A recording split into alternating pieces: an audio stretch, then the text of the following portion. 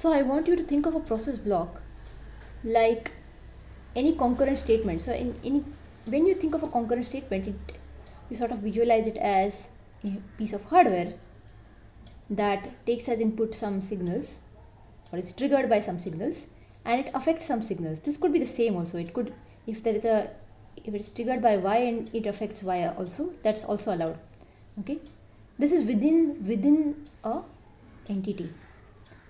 If it's a port, then it's not allowed that the input is the same as an output. For example, you cannot write a value back to an input, but in a signal, this is just a wire, it's a signal. Okay, and there could be some circuit and it affects the same signal, so it's possible to have it both. So think of a concurrent statement as some kind of a hardware, and this is concurrent statement 1, this is concurrent statement 2, and so on. So they all are concurrent in the sense they all exist simultaneously. Okay, similarly, think of a process like some hardware with its inputs being the sensitivity list. That means this is processed. This process is triggered when any of these sensitivity list values change, and then this process is executed. That is, the statements which are sequential inside are executed one by one, and then some things may be updated, some signals may be updated. So think of a process like this. It's also one of these concurrent statements. Okay, so process is also a concurrent statement, but inside you describe what it does, you describe its behavior in a manner like C or Python. You describe it using some sequential statements that update some variables one after the other. So that brings us to variables. Okay, variables. In VHDL, we have so far seen signals. What's a signal? Think of it like a wire. Okay, signal is useful, for example, connecting the output of something to the input of something else. Okay, within an entity, like an internal thing, right? So it acts like a connection between these hardware things. So for example, there may be a signal which is updated by this statement, but it acts like an input to this statement, and another signal which acts like an output of the statement and is an input to the statement, for example. So signals you can think of as wires that are connecting together these hardware, and it can happen that sometimes the signals act like a memory element, in the sense if there is a condition that only under some cases can the value change, otherwise it has to remain the same, then it's sort of like storing the value on that wire. So think of signals as wires. But there is another thing called a variable inside a process block, and we will see what is a variable. Okay, what is a variable? What is the difference between a variable and a signal in VHDL?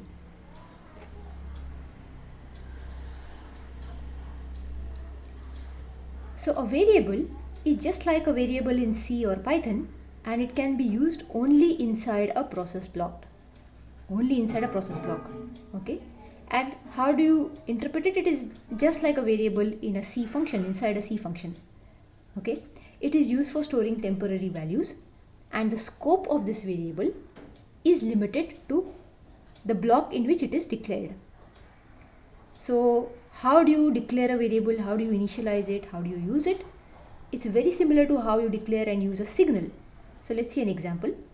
So here is some architecture example of some gate, and first I have a signal declaration, signal Z of type standard logic vector, and it is initialized to value 0. Okay, now can I have a variable declaration here? No. A variable can only be declared and used inside a process block. So let's see. Now inside this architecture there is this process block called foo. This process has sensitivity to A, B and C, and this is its begin and end part. Inside that I am going to declare a variable called temp. So variable temp of type standard logic initialized to 0. So notice that this is very similar, the syntax is very similar to that of a signal declaration. The only difference is that this can only occur within the process, between the begin and end part inside this process block. Let's see how do we use this variable. Okay, so begin, temp is assigned a value A and C, and Z signal is assigned a value temp or C. So A and B, that's ANDed together to give temp. And then after that, so don't think of it as hardware. The way we would do it, like we would think of it like this. A variable, just think of it as if you are reading a C function. You are reading them one after the other. So think of it as this happens first and then this happens. So A and B are ANDed together, that value is assigned to temp, and then temp is ORed with C and that value is assigned to Z. So read them one after the other inside a process. Okay, don't think of them as hardware operating simultaneously. Just this happens, then this happens, then this happens. Okay, so read them in that sequential order. So notice this difference here. Okay, so in VHDL, this is the signal assignment operator, and this one is used for initialization like here, and it is a variable assignment operator. So whenever you are assigning a value to a variable, you use this. Why do we have these two different operators? To make it clear to the designer that whatever is on the left side, whether it's a signal or it's a variable. Okay, to make it unambiguous or to make it visually apparent to the designer, we have these two different operators. So if you are assigning something to a variable, you have to use this variable assignment operator. Okay, in a sense what this means is assign it instantaneously. Okay, whereas this means kind of like a connection, connect something to something. Okay, connect the output of some block to the input of some block, whereas this just means assign it instantaneously. So in that sense it makes it intuitive to use it here. Right in the beginning of the simulation, we are just assigning some value instantaneously. We are initializing a value. We are not making any connections here. But here, when we use the signal assignment, we are actually making some connections, right? So that's fine. So, okay. So why use variables? So in this example, it's not very obvious why we need to use this temp. We could have used a signal, right? Why do we need to use a variable? Well, in this example, maybe it's not very obvious, but here is, for example, we have variables T1, T2, T3. Okay, so we could have T1 is assigned A and B, and then T1 is assigned T1 or T2, and then T1 is assigned T1 or T3. Okay, look at this. So what does it mean? You have to read it just like a C code, one after the other. So what it means is, first take A and B, assign it to T1. Then take that value of T1 or it with T2 and assign it the new value to T1. Now take the new value of T1 and so on. So you read it just like you read code, in sequential manner, one after the other. Okay, you use it just like a normal variable in programming. Whereas if it's a signal, okay, then what happens if you take a signal, let's say S and say A and B, and to the same signal you assign A or B? What happens in this case?